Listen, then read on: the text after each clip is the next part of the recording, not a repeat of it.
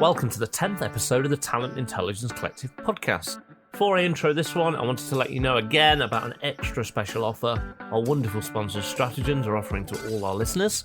Simply go to the Stratagens website at stratagens.com, that's STRATIGENS.com, book a demo and enter the promotional code TIC2021 and you'll get a discount and a free proof of concept. How fabulous.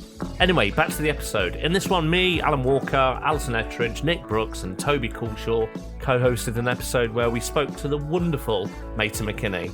She talked about her experience at Stryker, the challenges around operating a one-person function, and how her background brings a unique skill set and perspective to TI. Have fun! Before we get on with the main event, I just wanted to remind you that this podcast is proudly sponsored by our friends at Stratagens, and here's a very well-spoken chap to tell you a little bit more about them. Stratagens gives HR leaders the data they need to transform businesses with the speed and ease required in today's world. If you're ready to make decisions that aren't lengthy, costly, one-dimensional, or based on gut feeling, visit stratagens.com.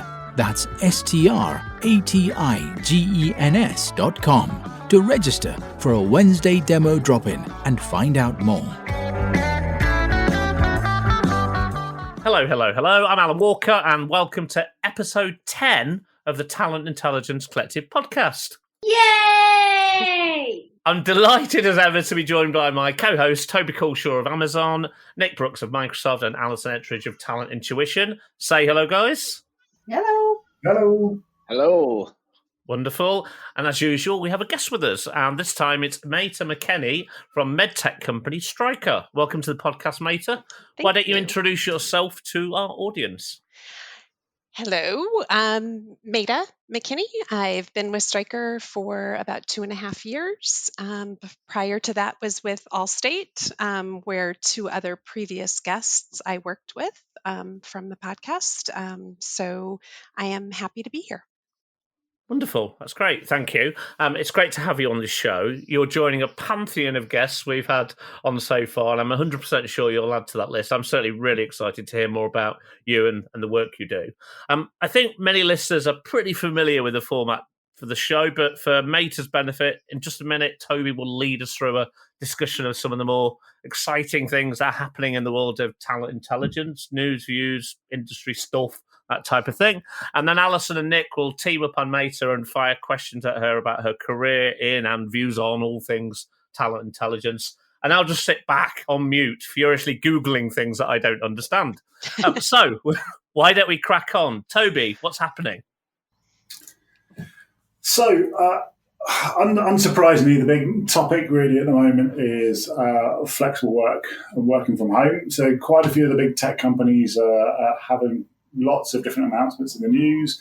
We've got SAP's just announced that anyone of its 102,000 employees can choose to work from basically where they want, home office or remote, which is a big move. And for a company that's often seen as a very traditional organization, that's a huge move, I think.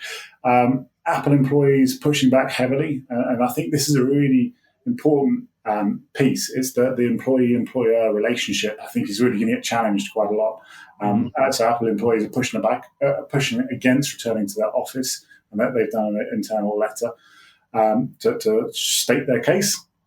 Google is also recently backtracked. It was looking to push back to an office much more aggressively, and now it's saying it's going to be much more flexible.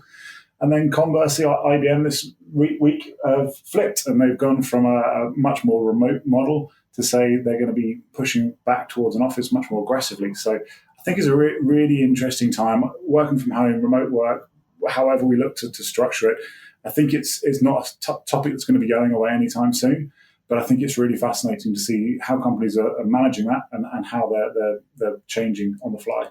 It's interesting to try and figure out in your head how organisations are deciding which of the, and I guess there are three camps, which of the three camps to sit in, remote, office or the hybrid, because it seems, I can't understand the logic between them to a certain degree, why one organisation would, why wouldn't. Like you say, SAP, fairly traditional, they've gone down the fully do what you want route. Others that you would class as maybe a little bit more forward thinking and supposedly modern are going down the everyone's going to come back to the office. it's a bit of a strange thing that's happening for me, and I reckon they're using guesswork to a certain degree as well, rather than knowing exactly what the fallout's going to be. Yeah, it should be related to the skill sets and the jobs that people are doing. So if I think about some of our clients, the clients that have said actually quite boldly they're going 100% remote are the ones where it's really hard to hire talent anyway. And so actually they're looking at this through the lens of, oh my goodness, suddenly the world is our oyster from a talent perspective. Whereas some of the others potentially have more traditional jobs and are saying, okay, well, how do we make this work across an entire employee base? And I guess that's the challenge, isn't it? Is they're thinking across their whole employee base and not thinking about jobs breaking down into tasks and how do you make it fair across them all? I think there were early kind of out. The World Economic Forum kind of said, what is it, like 50% of jobs could likely be remote jobs. I think it's an interesting debate, and it seems to be, to me, I'm seeing it as this kind of leader versus employee view. I had someone yesterday at work call it the great debate, so leadership who I think has been a little bit more successful on the remote work maybe doesn't have the same viewpoint as kind of the kind of employee structure. Somebody said to me yesterday they thought it was going to be an hourglass. I thought it was quite an interesting observation. So they thought that the strategic leaders would be the kind of the bulging bit at the top where they would have to be in the office more often because clearly there's more collaboration required. And then you'd end up with sort of process jobs that were squeezed and kind of done from wherever, really. And that was your middle of the hourglass. And then the bottom was your early careers talent. And I thought that was quite an interesting way of looking at it because actually they want to be in the office and they want to collaborate. I think the early careers piece, though, I think it's not just the being in the office and the collaboration, it's the actual facilities. I've been in situations where we've had interns, early talent in the team, and they were in a shared house. They literally didn't have anywhere to work. They were doing their work on their lap, sitting on their bed. And I think that's often forgotten when we're looking at kind of the knowledge management, remote work, etc. We often forget that early career, you may literally have nowhere to work. Yep. Yeah. Definitely. And I think that some of the inertia of the larger companies who have been a bit reluctant to fully shift to remote is because they have cultures that are deeply rooted in internal and inter-office collaboration. And it's a lot of the cultures that are very engineering forward. And it comes down to small, agile, obviously from the methodology itself, teams who are delivering and shipping, and they have very tight kind of connections across the board. And I think it's going to take time for those companies to kind of embrace a more flexible mindset. And I feel like we're going to see this experiment go back and forth. Some companies are going to shift, and then employees are going to say, you know what, I miss those serendipitous connections that happen in the office. Because if I'm virtual, I have to make them happen. Whereas there is that happenstance when you're in a facility. You can meet leaders and executives on a more kind of spontaneous basis. And it can put your name on their radar and put names to faces and such. So I think there's going to be some shifts back and forth. But to your point, Toby, SAP is an interesting one because, like you say, the traditional enterprise players who build software, obviously, for remote and digital collaboration, just haven't adopted this mindset before. So it'd be interesting to see if that sustains, if they continue down this path of really allowing work from home flexibility, or if employees start to shift back and they kind of return to the old mindset. I wonder if we're going to see some of that shift just with where the labor market is. And, right now it's very much a candidate market. And if that starts to shift, will we see that change happen with that? It could be interesting. I think that cultural overlay is really important. I think that you just kind of suggested on it there. And I think companies that see innovation at the heart of their culture will often see the office environment as a conduit for that innovation. And those that can learn how to embrace innovation remotely, I think will have a really unique position in the market versus those that need to be face to face to innovate. But I think that the overlay on that, once again, is culture. Can innovation happen cross-culturally, cross geographies in a remote space in the same way as if you were all working in the same location, same country, same cultures, etc., etc. So I think it's a fascinating one to see play out. Yeah. I don't know if you all agree, but I feel like the hybrid mentality is going to become table stakes at some point, because there are certain roles and functions that simply cannot be done remotely. I think of those working in hardware applications or data center type engineering roles.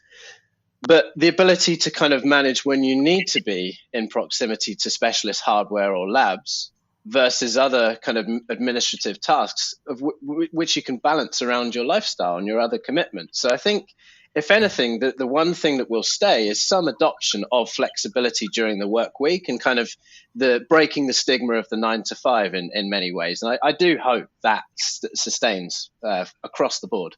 Yep. I definitely agree about the stigma of 9 to 5, but I just hope it doesn't go the other way, where people are expected to be almost always on because they're in this hybrid. Oh, where are you? At home or in the office? What time of the day is it? It almost that becomes irrelevant. But if you need to do work, you need to do work, and that isn't healthy either, is it? If some people are always expected to be almost semi-on, kind of in resting mode, ready to react at any moment in time, it's getting the balance right between all of those things. We're still in a really false place, though, aren't we? Right? When you read the Indeed report that Toby will talk about, I guess, in a minute. There's the guy on there is talking about the fact that actually people are holding out for a holiday. They're holding out for a proper summer holiday or a proper break from work, and that's affecting whether or not they're going to apply for a new job or not. It has to be affecting what they're thinking about where to work, and how to work, because everybody's tired, and so we need to get back to some more level of degree of normality than the one that we're in. I'm quite surprised that some of these businesses are making these decisions this quickly. If I'm honest, I think Nick's right. It's going to go backwards and forwards and backwards and forwards. And that's it. It's a pretty poor control sample for such an experiment of this magnitude, right? To use a year to base your future workforce culture and blueprint around. So, lots of learning to come. I agree. I do think Google's backtracking with their main message is giving people flexibility and choice. I think was smart, and I think that flexibility piece and the choice and listening to employees is going to be key in that retention piece as well. Agreed. Yeah. So what else is happening, Toby? So there was a really interesting paper from Indeed that Alison mentioned earlier, from Jed Kolko, who's the chief economist over there, which was entitled "Where Are the Job Seekers?" And it ties very much into some research recently by the World Economic Forum. And the World Economic Forum piece, it was talking broad macro scale about even in the most optimistic of scenarios, they're projecting a 36 million full-time jobs loss within 2021, up to 90 to 130 million worst case scenario. And the fact that's very much not evenly spread. And it's massive losses in sectors like hospitality, arts, culture, retail, construction, etc. And that ties very much in with what Jed was saying. So that he was saying the economy is very much getting back on track at the moment, and it's gearing up. But we're still seeing areas where, in his words, the economy might never recover: restaurants, hotels, hospitality, etc. So it's a fascinating period from that side of things. Unemployment's going down. There's a very tight market on particularly knowledge management type works and knowledge workers. So very, very tight labour market, very competitive, real big push. But it depends on which part of the industries you're in and what way you're at, because it's very uneven in terms of the split at the moment. Do you know what? We've been talking about reskilling the digital economy for years, haven't we? And if anything, this I think is going to be a huge catalyst for doing exactly that, because there are some sectors that are going to really struggle to recover. And what better way than reskilling those people into kind of new economies and new ways of working? Exactly. I don't know if you all saw it, but there was a Harvard Business Review report just came out from the CEO of LinkedIn, Ryan Roslansky, and it was talking about obviously the skills-based approach to hiring and developing talent, so all the different kind of levels you need to consider. But one of the examples that stood out to me was, to your point, Toby, hospitality and travel and tourism being industries that are struggling and some areas may not return. there's a lot of parallels in the skills that exist in that kind of customer service driven industries that we're seeing in customer success and digital customer service, which is an area that is seeing unprecedented demand, because a lot of tech companies are now shifting. They're seeing a huge demand for their products, given that individuals are working remotely. So how do we kind of how do economies make those connections between, you have the skills, we need to put you in a digital capacity now to reapply the knowledge and the skills you had previously. You just maybe don't know it yet. So I think there are those connections that need to be explored and kind of pursued. We did a piece of research for one of the big tech players here that looked at exactly that. How many people have been affected who are in these industries, and what impact would it have on the local economies and the digital economies if we reskilled them? It was a really interesting piece of work. I think that's just not the reskilling, though. I think it's the transferable skills. And I think that's something as TI as an industry and as TA as an industry, and broadly, I'd say most of HR that's looking at talent, we're very good at looking at job taxonomy, job title. We're good at looking at function. I'd say as an average, probably pretty bad at actually looking at skills within and seeing where those job transferable skills are. And I think that could be a real wake up call and a shake up for the industry to say, well, actually stop looking at titles, stop looking at companies, stop looking at industries, look at the skills people possess and see where they can be transferable. Let's hope so. Yeah, I think that touches on to, I mean, with the education, that requirement of the 4-year degree and that shift away from that and skills-based learning and that transferable skills. I think we're at a crossroads, and it's interesting. There's so many, I think, hiring managers that are like, nope, this is what we've always done. This is must have. And the pushback is why? Yeah, absolutely. Yeah. Does that mean the end of the CV? Please. Or the traditional CV anyway. Oh, if only.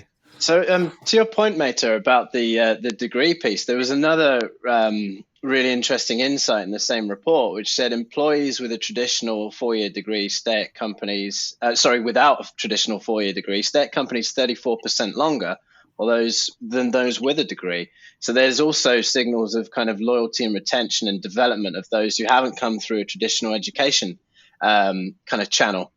So there's a lot of interesting signals around when you reskill and when you bring kind of candidates into the workplace who haven't necessarily come through the traditional channels that we use. There may be greater strengths and retention opportunities ahead. Yeah. There was quite a cool infographic as well, wasn't there, that was linked to it that said, stop thinking about your career as linear and start kind of thinking as a scribbled web, because you're going to be continuously learning, changing roles, looking at different things. You might get laid off, you might get promoted, but it's not your junior, middle manager, senior executive linear career path any longer. That's right. Yep. There was just, I just read, I don't remember where it was, about IBM's apprenticeship program and how they're kind of looking at folks exactly that have that transferable skill special, they're a great candidate. They don't have the traditional degree. Again, most of this is around, technical kind of learning. So they put them in a 6-month apprenticeship program. And nice. Again, that retention piece, they've had thousands of people go through within, I think it's the last 3 years. It's been a very successful program. Grant Thornton did something similar, but not quite the same, where they ran their graduate scheme and they chose half the people who were going on to the graduate scheme who weren't actually graduates. There were 16 and 17-year-old kids from quite socially deprived areas of the UK. And I think the scheme had something like 50 traditional grads and 50 of these kind of kids. And they did some analysis 2 or 3 years on after people had been on the program, and the 16 and 17-year-olds outperformed the 21-year-old graduates almost hands down in every area in terms of how they progressed, the skills they'd learned, retention as well, promotion, etc. Just hand over fist, they'd outperformed the traditional hires, which were your grads who'd been to university and done a 3-year business degree or similar. And being truly digital native as well, Alan, right? The generations coming through are born into this world. So just the affinity towards tech is there immediately. Without a doubt. Yeah. Excellent. Anything else we should know about Toby? I'd say the only last point is people get bored of me talking about this one. It's the bone of contention about what talent intelligence as a term means. Have you talked about this before, Toby? Maybe once or twice. It's getting really messy, as my take. There's been quite a few reports recently around the talent intelligence software market, and I do talent intelligence in inverted commas there. But the interesting thing is how broadly vendors are using that term. And for me, it's actually now it's used across the full talent lifecycle. So it's everything from what we would traditionally look at as talent intelligence in the macro labor market intel type platforms, but it's then running through sourcing, CRMs, ATS, assessment, talent management, quality of hire, like anything within that lifecycle with an element of analytics is broadly being swept up as a talent intelligence platform. And I think that's probably a bit of the fact that talent intelligence is quite a fashionable term at the moment. The intelligence element gives a kind of a false promise of artificial intelligence somewhere there within the platform somewhere. And I think that probably, if you did a study, there'd probably be increased VC funding if you've got intelligence somewhere within your name. For me, it's a bit of a weird one where a lot of software out there purporting to be talent intelligence, but it's just not how we would normally use it or refer to it. Sorry, go on, Alison. I'm on my soapbox around this one. It's driving me absolutely potty at the moment. Right. I'll give you two examples which really bring this to light. So one was a report on the talent intelligence software market that was produced about a month ago. I'm not going to name and shame it, but if I tell you it was a report that didn't talk about LinkedIn Talent Insights, didn't talk about MZ, didn't talk about Talent Neuron, and didn't talk about Strategens, that gives you a really good insight into how much talent intelligence it was. I mean, it was it made me really cross. I had to kind of back away. And the second is we finished, we put a lot of work into a talent intelligence RFP for a big US financial services business, and we weren't successful. And so I asked them why we weren't successful, and they said your diversity data wasn't as good as others. So I said, well, okay, we break down by gender, by age, by years experience, and to a certain extent by ethnicity. What are you being offered by other talent intelligence platforms? And they said, we're being offered what gender people relate to, and we're offered LGBTQ. And I said, you can't possibly be getting that data on external talent intelligence platforms. And they said, no, it's all to do with the people that are coming through an ATS. And so the term had got so confused that actually the very RFP didn't really address what they were trying to do or achieve in any way, shape or form. And I just, it's probably the first time that I got really cross about it actually, and thought we need to find a way as an industry of defining the different elements. And I think, Toby, you're right, there are different parts to it. And that's not that other people can't use a term. It's just that there needs to be some definitions about what each bit is in order to stop confusing the market. It's definitely very confused. I was taken through a familiarization session, otherwise known as a demo, of a admittedly very, very impressive talent management platform earlier this week. And the second slide that came up, I thought, oh my goodness me, if Toby and Alison had seen this, they'd be spitting feathers. They said right at the top of the page, we are the inventor of the talent intelligence platform. I won't say who it is, because their tech is amazing. It's incredible. It's really, really good. It genuinely is. But that piece coming up 2 slides in, I was like, oh, there it is. There's that term being used again. It was really, really interesting. You need to start smoking again. Yeah. Or something else. I'm big enough and old enough to realize it could be, do you know what? They could all be right. Possibly. Maybe in actual fact, we're workforce intelligence or labour market intelligence or we're something else. Maybe we're not talent intelligence, because when you look at the work we do, quite often it's broader than a talent aspect. It's competitive intelligence, it's macro stuff. So maybe we're using it wrong. But it's just the fact it's all used so differently to mean different things. It's very confusing. And to Alison's point, I think it's really confusing as a buyer. You just don't know what you're buying, because on the face of it, you've got 2 platforms both doing TI. They could be entirely different platforms. Yeah. Yeah, I think it's so right. Well, let's make our mind what we're called before I release the Rise of Talent Intelligence report in a couple of weeks. Oh, anyway, listen, guys, I think it's time to chat more with our guest. We heard Meta's views on what's happening in the world, but we want to know more about her world, more specifically. So I think it's time for our interviewer extraordinaires to step up to the plate. So, Alison, Nick, and it's your time. Over to you. Oh, cool. I love this bit. Nick, so I'm only going to ask a couple of questions because I know Meta very well, so I'm going to try to.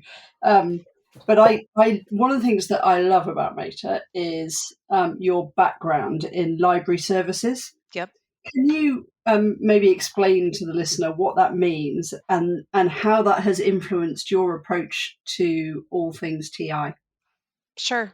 So, yes, I have, the ever useful history undergraduate degree. And then I went to graduate school for library and information science. And then I also have a partial MBA that I never finished.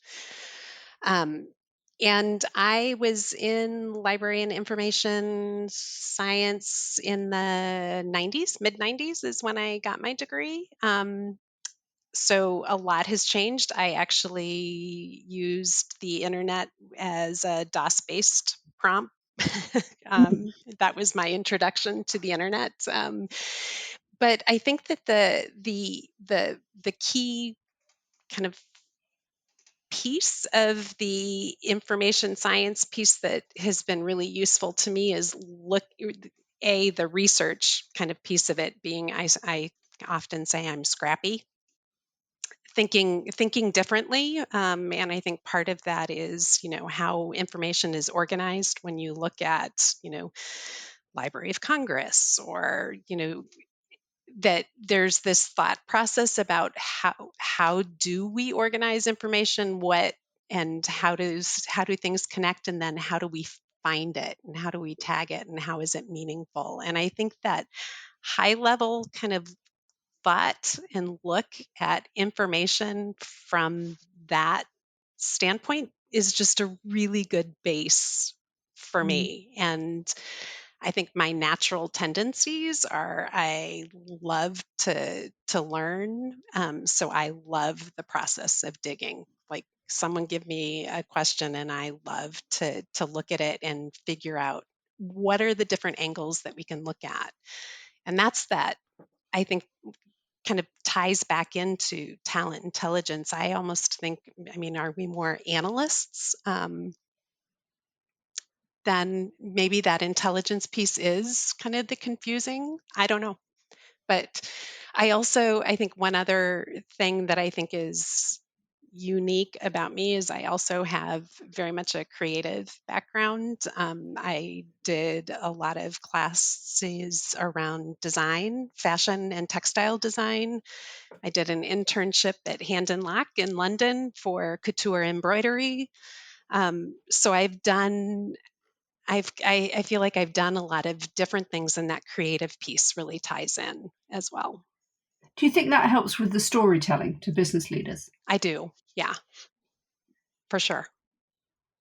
Cool.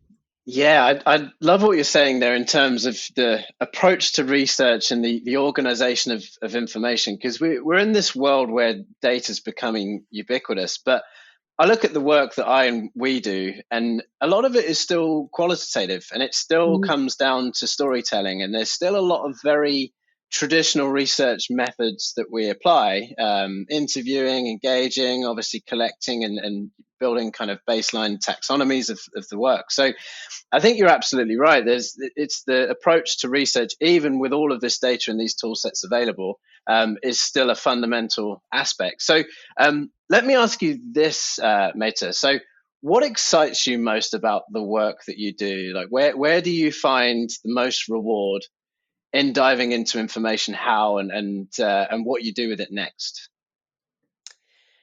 That's a really good question. What I feel like I like most about my job is that I dive into something different every time, even if I'm looking back at, let's say software engineers. Again, even in the same area, it's different every time I dive into it because all the factors around it have shifted and changed. So being able to look, to dive in, and to constantly be kind of diving into new, but then being able to bring that back to very much a business situation and have a conversation with business leadership about how we need to be thinking differently. And this is what we're seeing because often I feel like the leadership is so, or business folks are so immersed in what they're doing in the day and where we're doing it within Stryker that we lose touch a little bit with what's happening and what's shifting, so what's different for Gen Z than what we have for millennials. And I mean, so I think that constant new for me is feeds my soul in my work, but then also being able to relate it to very specific business kind of needs and decisions, and having conversations. And I think one of the things that I love about Stryker is that it is a very non-hierarchical kind of structure. I mean, I have conversations with up to the C-suite on not C-suite on a regular basis, but it's not an uncommon thing, and it's an easy conversation, and they're really interested and engaged. Am I right in thinking that you set up the function at Stryker? I did, yeah. Yeah. Yep. So I think that's really interesting because I think lots of our listeners, we tend to kind of talk about the strategic stuff that we're doing, and lots of our listeners are kind of still very much at the early days of the journey. So what advice would you give to people who are setting up a function, and how is it different perhaps from when you set Stryker up 2 years ago? Yeah, well, I think being open to change and constant change is is pretty much a prerequisite, because the needs are constantly changing within the business. But for me, coming in, I came into a team that was in existence for about 6 months called the Talent Attraction team, and talent intelligence was new to that team. So they had an idea of what they thought that was. But for me, I feel like coming in and really taking 6 months to kind of figure out what the structure and meet people and engage and learn. So I feel like I spent a lot of my first bit learning about Stryker. I also it was a new industry for me. So I needed to learn that, and I'm still learning that. And then it changes and we add something and I need to learn again and learn more. But I can't remember where I was going with that whole thought. No, that's cool. Don't worry. So do you think, actually it's quite interesting, do you think that industry experience is important when you set up a function, or do you think it helps actually to come in with a fresh pair of eyes? I think probably both. I could see, but I do think, that coming in, so sometimes, and I'm asking questions because I don't understand kind of the core base of what one particular role is doing in one particular area of the business. And so I do come in with that. Okay, so tell me exactly, what does this mean? What do they do? How do we interact? And so I feel like it gets the people I'm working with to kind of go back to those basics as well, and maybe lays a good foundation for having a different kind of conversation. But I certainly having experience within the industry would have been a benefit, I think, to me, to come in just to be able to hit the ground maybe running a little bit faster. Would it have helped with business leader buy-in, do you think? Or do you think actually you're starting from scratch anyway?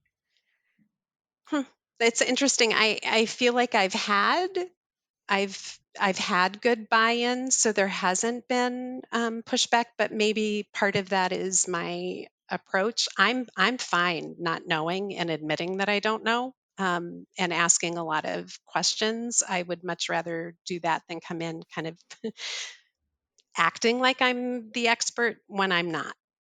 And I think that's a lot of what I do is learn along the way, and I'm digging in and trying to find answers. I'm not, the expert on X engineering piece, but I can add some really interesting context to it. I think that's hugely valuable, mate. So there's a lot of people who do claim to be experts and make sweeping assumptions about things incorrectly. And I think actually your approach to actually saying, I don't always know everything, but I'm going to figure it out and I'm smart enough to get to that point, but I'm going to do it in a structured way. I think that's hugely valuable. It's fundamental, and I'm glad you went down this this line of questioning, because that was something I was thinking is, in our world, going back to your comments a moment ago, Meta, about you love the variety of the work and the autonomy to work with leaders and execs. I agree. That's the part that really gets me fired up. But at the same time, the challenge is having to verse between such diverse problem statements, business groups, skill sets, etc. It feels like a new ramp every time. And I think a lot of our functions are quite small, especially with ours. So we don't have the luxury of having like horizontal or vertical alignment to skill sets or businesses or groups quite yet, meaning we have to be versatile. So I was just wondering if you have any tips or kind of how you think through bridging across different and varied subjects and ramping up to provide the perspectives you do. It's an interesting, again, an interesting question. And I feel like there's been a little bit of conversation within the collective around that problem statement and intake and how to, so I guess I'm going down that route, is how do we even determine what we take on? Because Stryker's 40,000 people globally, and I am one person. There is a one person talent intelligence function. Right. I'm supposed to be building out a team, but COVID kind of caused some delays on that. So for me, I have to be, and I look to my leader to help me figure out what are my priorities. But really trying to get to, because there's a lot of people who would love to just have some data. And a lot of those requests, and really trying to go, okay, so what are we trying to solve for? And is this something we should be trying to solve for? I'm not sure if I answered the question that you asked, but. No, absolutely. And let me ask you this as well. Do you find that there's a level of seniority or influence within the business that helps you decide where your time is best spent? Yes. I mean, there are definitely, if we look at, and part of kind of planning for the year is looking to where the pain points are from a talent attraction, retention standpoint. So planning at the beginning of the year, looking at what are our key focus areas going to be that impact the business the most. And so that always kind of overrides throughout the year, I would say. And then there is definitely, if you're high up enough and you ask a question and you want an answer, you get it. So there is a bit of that as well. Absolutely. What I think is interesting, Maida, is if I look across our client base, I think probably Stryker is one that that genuinely, that look across the year feels as if it's something that you do year on year on year for a reason, because it gives you a good comparator, and it feels like you're less project focused perhaps than other organizations. Do you think that's a fair comment? I would say it's a maybe it's a mix, but if I compare to kind of where I came from, I would say I was very much project focused, and maybe a little less so at Stryker.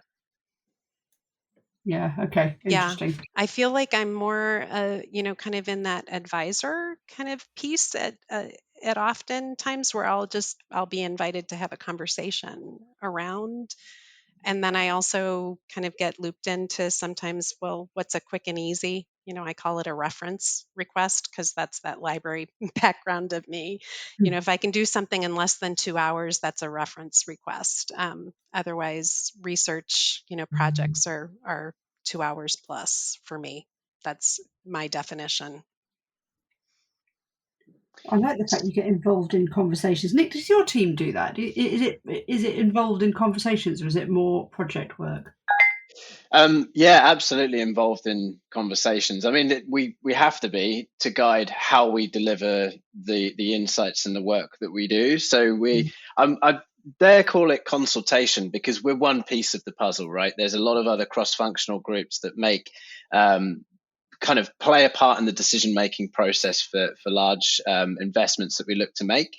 But we absolutely there are part of the conversation to advise within the strengths and the knowledge that we have and the insights we bring to the table. So it's fundamental. I mean, if we go to that model of just delivering reports, you lose the story, you lose the impact and the influence. So it's really the conversation is arguably more important than the kind of reports and what you deliver after the fact.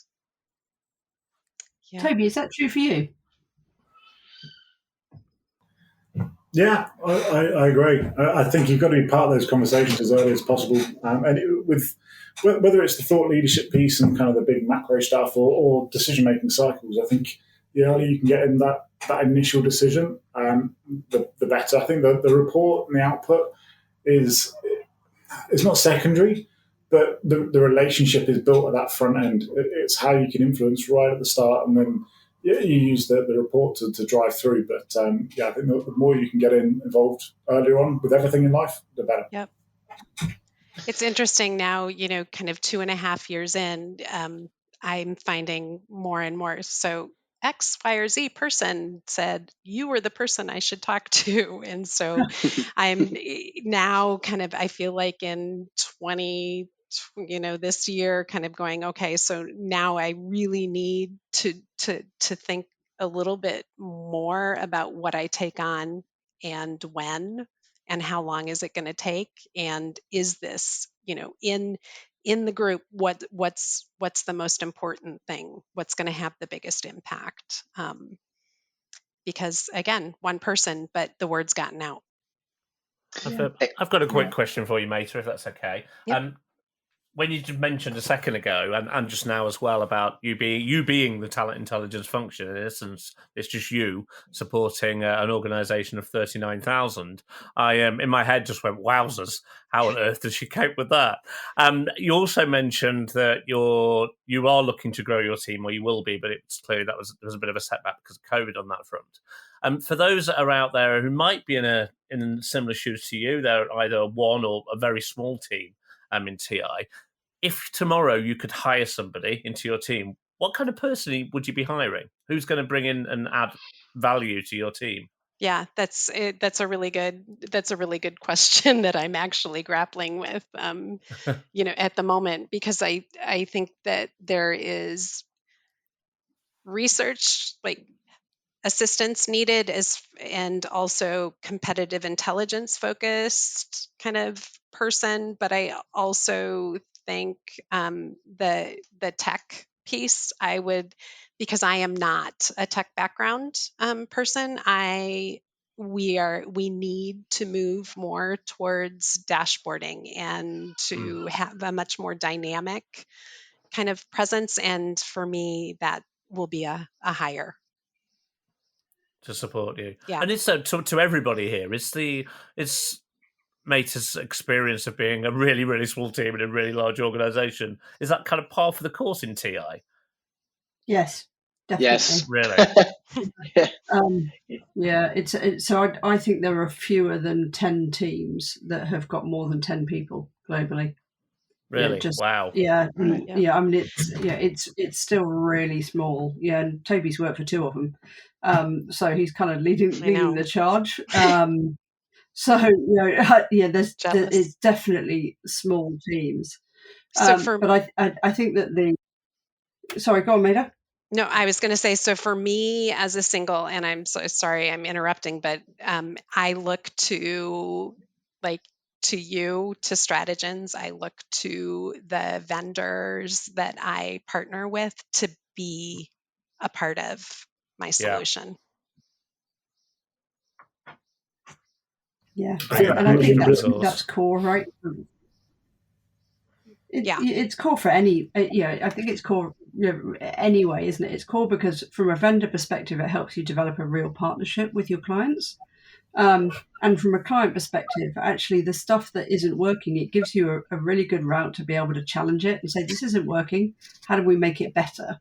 Rather than, what else do I look for here? So I think it's a really critical component. I think we're seeing, and it links in a little bit to maybe what you were saying about dashboards and interactive dashboards. We are seeing more and more now organizations asking how we can integrate the data.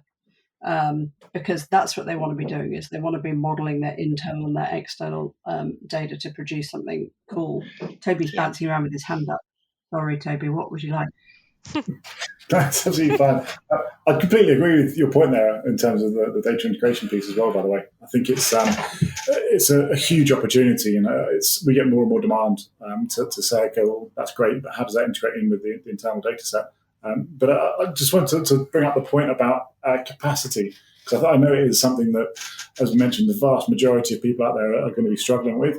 I'd say we need to get much more inventive about how we beg, borrow, steal capacity from people. Vendor relationships are a great one, and that's a great way of essentially building extra capacity into the team. But looking at secondments, looking at rotation programs, looking at internships, looking at any model we can to build extra capacity, because that's a great way to prove the need for perm headcount. You have a few people through rotation from talent acquisition, from workforce planning, from people analytics, wherever it may be from. Build the demand and say, well, if you want this service next year, I'm going to need more people to deliver it. They're rolling off rotation. And I think it's a really, really good way of building that stuff out. I know we've had that conversation, Toby, and I thought that was I had not thought about the rotation piece. Internship is something that Stryker has a pretty robust program with, but now we're in this spot, and I don't know if others are feeling the pressure from recruiters. The demand for recruiters has recently, I would say in the last 6 months, increased pretty drastically. And so we are seeing a lot of movement within that space in the US. And job postings are up, so our recruiters have more rec loads than they have, in the past, and so there's a little less ability to even start thinking about that at the moment. Yeah, absolutely. Yeah, you're correct. Yeah. Yeah, Toby, I like what you were saying as well, and I'm just curious if anyone here has thought about the gig piece as well. So again, there are many skills that we talk about that could be hugely influential bringing into TI. So data analysis, data science, obviously account management type roles, program managers, but taking individuals on a gig basis through projects to again seed the interest and the ROI before you make a firm kind of commitment. Has anyone thought about that gig as an extension of your teams? We haven't, but I think that's largely because we work with so many clients and the data is so sensitive, and it links back to the partnership model. I think for us it would be quite difficult to do on a client perspective. We do it in our data teams, and we do it in our marketing teams. So I think it depends on what elements you're asking someone to work on. Right. Yeah. Yeah, it's a good point. The sensitivity piece is critical.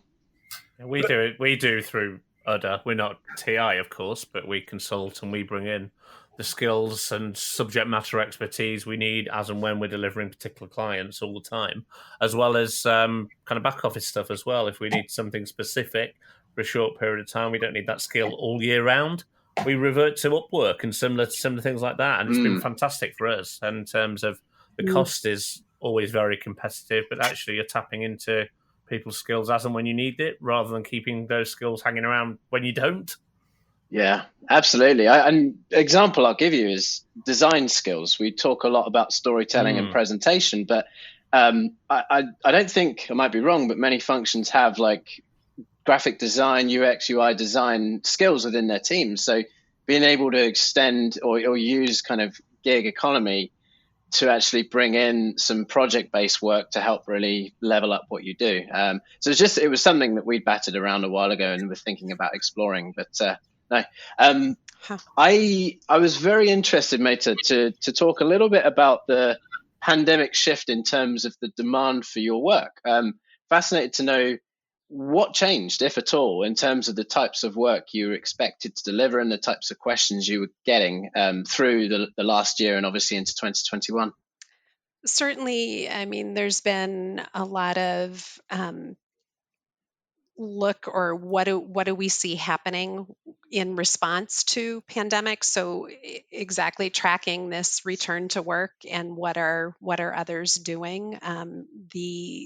Certainly the look at the increase in remote work from a job posting standpoint, and not specifically from some key competitors, but also from kind of this tech world. Like how do we respond within the context of what we see happening?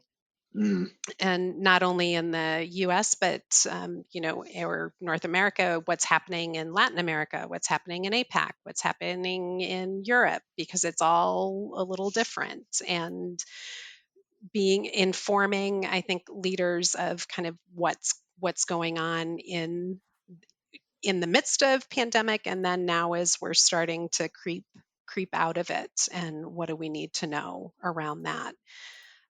There's also been a lot, I think, more focus on future planning.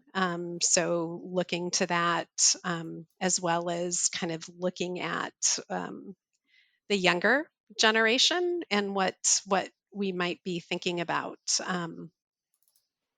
because it's going to change again. And how do we respond and attract the talent that we need and want in different ways, in different locales.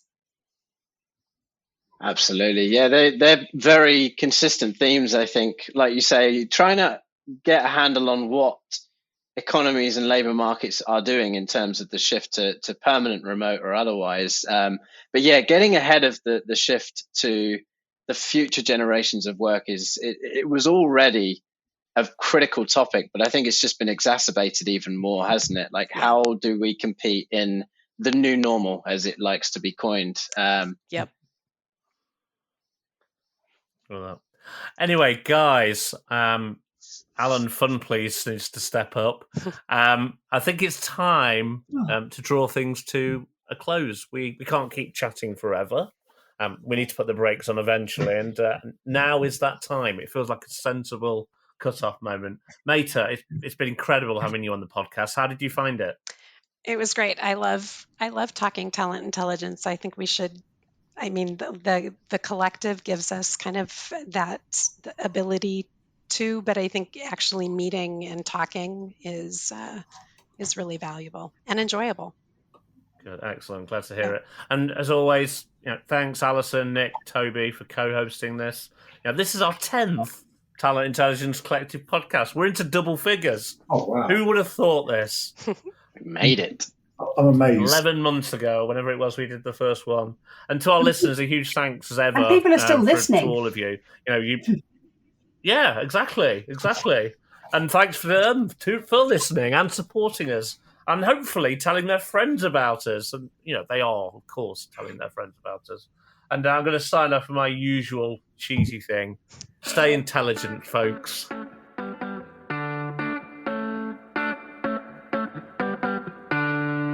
Thanks for listening. Before you go, I wanted for the last time to remind you about our generous sponsor, Stratagens. Here's that posh chap again, telling you about their fabulous product. Strategens gives HR leaders the data they need to transform businesses with the speed and ease required in today's world. If you're ready to make decisions that aren't lengthy, costly, one-dimensional, or based on gut feeling, visit strategens.com. That's strategens.com to register for a Wednesday demo drop-in and find out more.